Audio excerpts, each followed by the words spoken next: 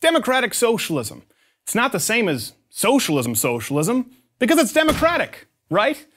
Or something, right? People are buying that. People buy that now, right? Apparently. As though adding the word democratic in front of a word changes what it means. Just because we toss something to a vote doesn't change what that something is, nor does it alter whether that something is inherently good or bad. Couple of examples, because I know you'll ask. Hamas was democratically elected as the government in Gaza, despite the fact that the destruction of not only Israel, but the eradication of all Jews is in their official charter. Robert Mugabe, or Bobby Mugabe if you prefer, was democratically elected by a loving majority in Zimbabwe. Zimbabwe, how's that working out? Venezuela? Well, Hugo Chavez, noted personal favorite and friend of Sean Penn, to whom he constantly pointed as being unfairly characterized as a dictator when in fact he was democratically elected as a socialist. Well, how'd that work out for Venezuela? Well, it's now on the brink of collapse, despite it being one of the most resource-rich nations in the entire world. Basic things like eggs, milk, flour, and toilet paper are either too expensive for the average Venezuelan or simply out of stock. Out of stock, mind you, democratically. I know. Some of you will say, well, that's not fair because really we knew all along it technically was a dictatorship. Okay, that's fair. Let's move on to example number 2. Denmark?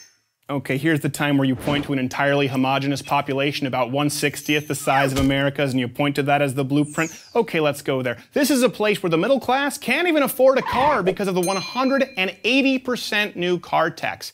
And the Prime Minister was so fed up with Americans pointing to it as a beacon for socialist success that he felt compelled to clarify, I would like to make one thing clear.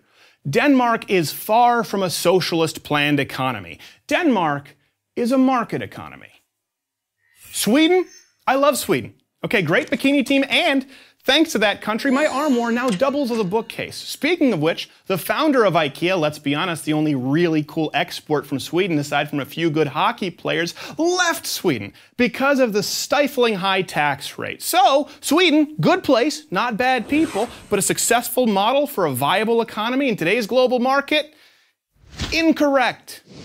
The fact is that over time, the greatest enemy of socialism is reality. The reality that human nature will invariably pull certain people toward individualism and success, and others toward laziness and collectivism. The tension between the makers and the takers always leads to socialism's inevitable collapse.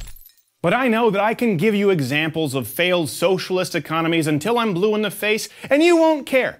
Because at least socialism is inherently more morally altruistic than the evil, greedy, capitalist warmongering seen in the West. Greed? What's more greedy than wanting to take from someone else something that you haven't earned?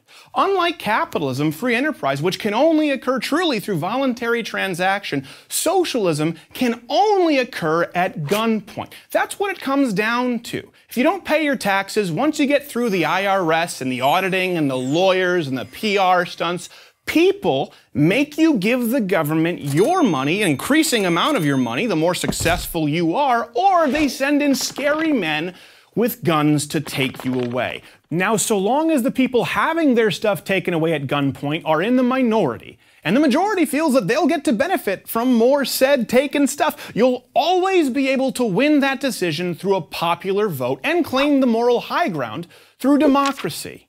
Putting the word democratic in front of your socialism doesn't make it any inherently more moral nor less violent.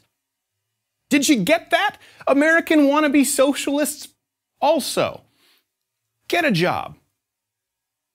Please, like a real job. You'll probably have to shave first.